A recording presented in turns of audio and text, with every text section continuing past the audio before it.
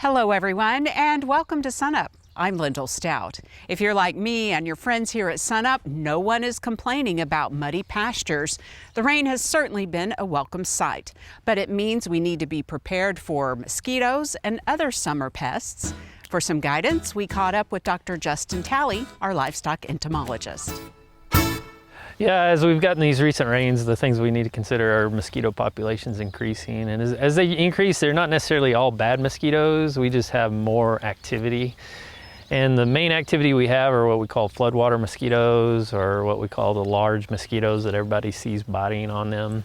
And the thing that we really need to be concerned about on that is the dog heartworm. And so when it comes to your pets, you really need to make sure they're up to date on all their medications. This is the time that they certainly will be at risk from mosquito bites because of increased populations, as well as just the increased activity of the dog heartworm cycle.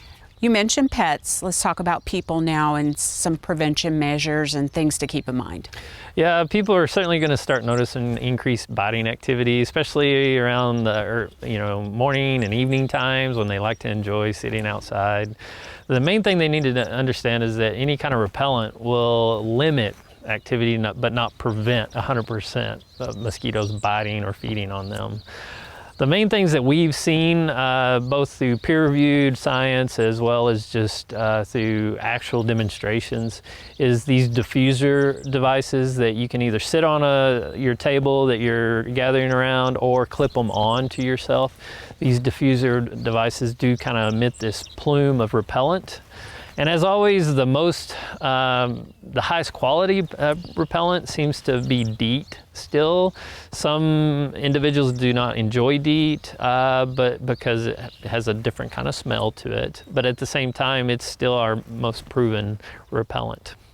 Let's talk about ticks now. We've been in extended drought, but hopefully we're getting some relief. Talk about kind of the change in weather conditions and what we need to be prepared for in June and July and beyond. Yeah.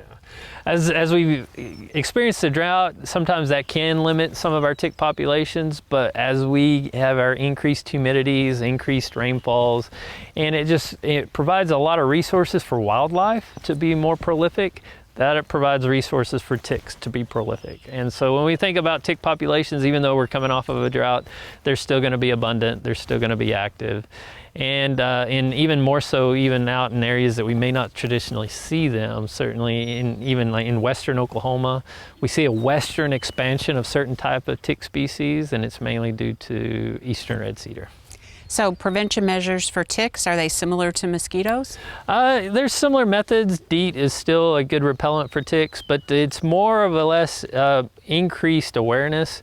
And when you go through any kind of environment that there's going to be a lot of ticks, whether it's trails or pastures or just hiking or walking anywhere that you're kind of coming in contact with a lot of vegetation, then you need to do what we consider a tick check. And the tick check you need to do within a 8 to 10 hour period of when you were in those environments.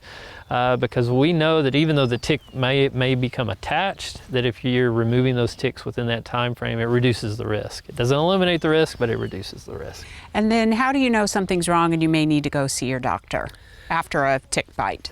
So when we have a tick bite, the main thing that is very helpful is if you could keep that tick, put it in a Ziploc bag, put it in a freezer, and you can contact your local county extension educator, and then they can kind of figure out the risk with that.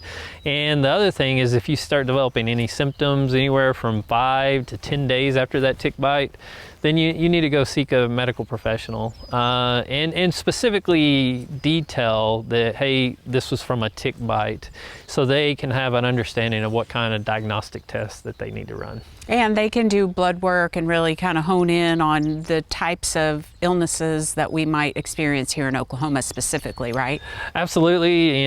Traditionally it can be called a tick panel or anything like that, but they can run specific tests to look for specific tick-borne disease. In Oklahoma, we have a lot of ehrlichiosis, a lot of rickettsia, which includes the Rocky Mountain spotted fever, and then of course our newest thing is the red meat allergy from Lone Star ticks. Okay. You and the team have some fact sheets that would be available for our viewers? Yep, so we have a couple of fact sheets on mosquitoes and important mosquitoes, and then we also have a fact sheet on ticks and tick-borne diseases that is very helpful in kind of not only detailing the disease risk of certain ticks within Oklahoma, but also preventative measures. All right, I bet a lot of people want to see those this time of year. All right, Justin, thanks a lot. And for a link to the fact sheets Justin just mentioned, go to sunup.okstate.edu.